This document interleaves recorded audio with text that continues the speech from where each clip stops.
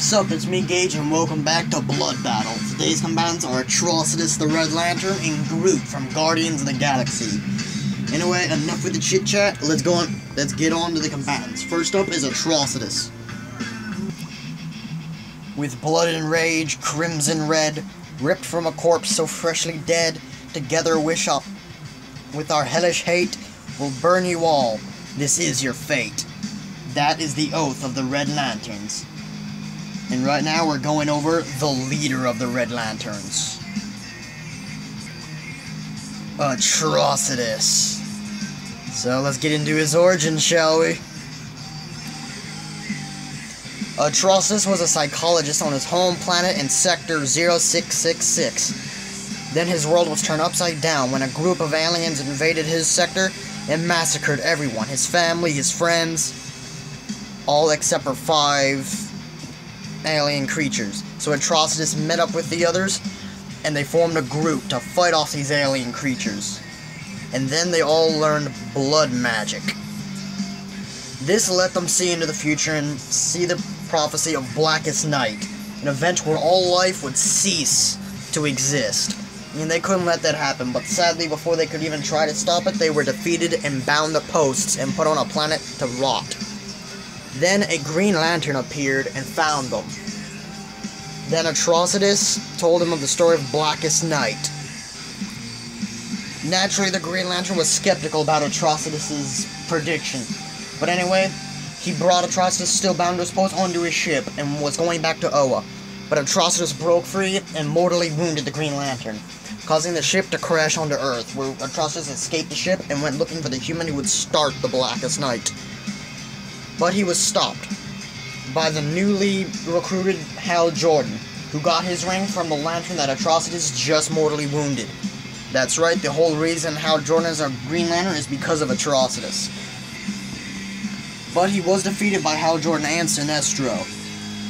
But he did find his way back to the planet with his old allies, where he proceeded to beat them to death and use their blood and his blood magic to create the Red Lantern and the Red Lantern rings, creating the Red Lantern Corps.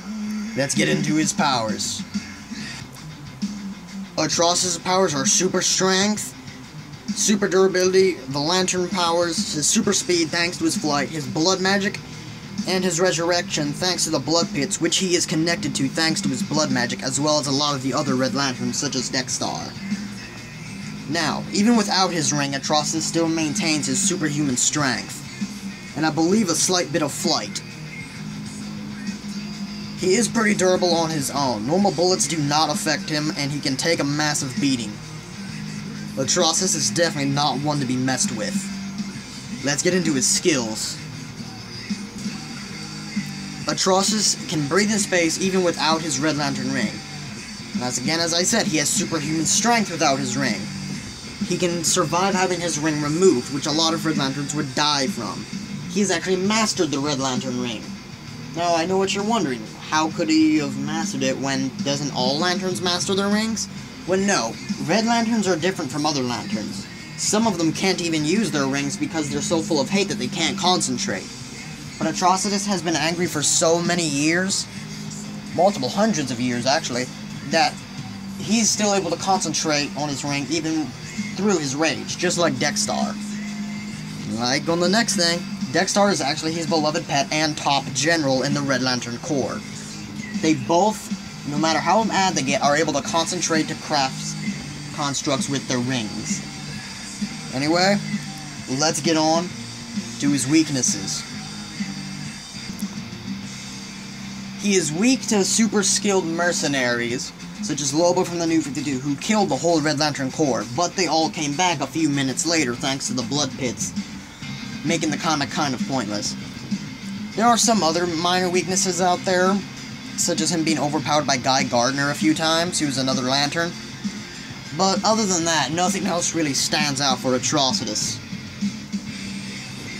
So yeah, like I said, I would not want to get on this guy's bad side, nor even get close to this monster. Well, let's get on to Groot. I am Groot. 3 words said by the tree-like monster of the Guardians of the Galaxy. Anyway, let's get on to his origin, shall we? Now, there are multiple origins for Groot, so I have 3 of them. Anyway, let's go through the first one. In one origin, he went to Earth to kidnap people for science experiments so they could be experimented on, but then somehow he joined the Guardians of the Galaxy from that.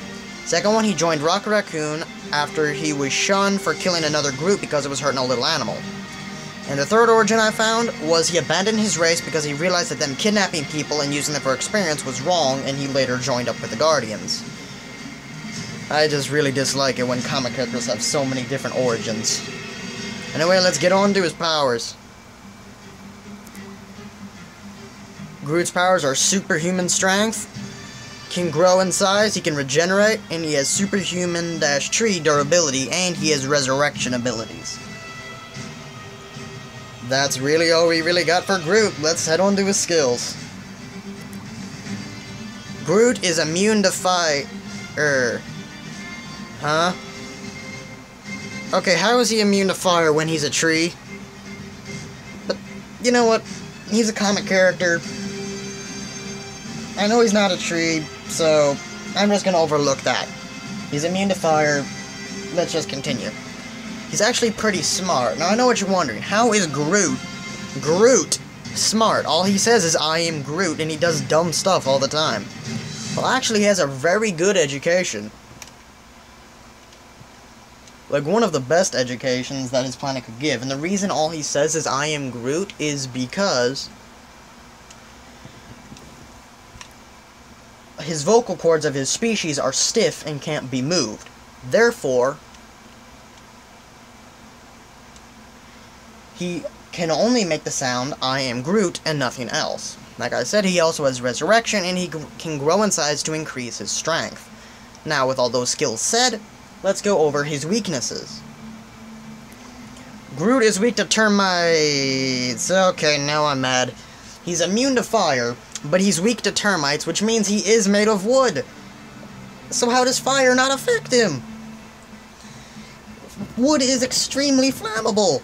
That's like one of the main things people use in campfires.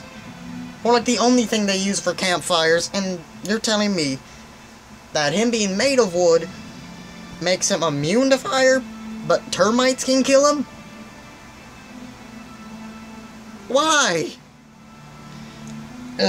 Anyway, let's go on to the next thing. Blades and other weaponry like that can cut right through him. That makes sense, considering he's made of wood.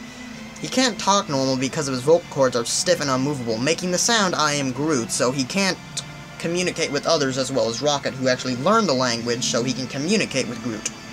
Explosions can severely damage him and blow him to pieces, and he can't fly.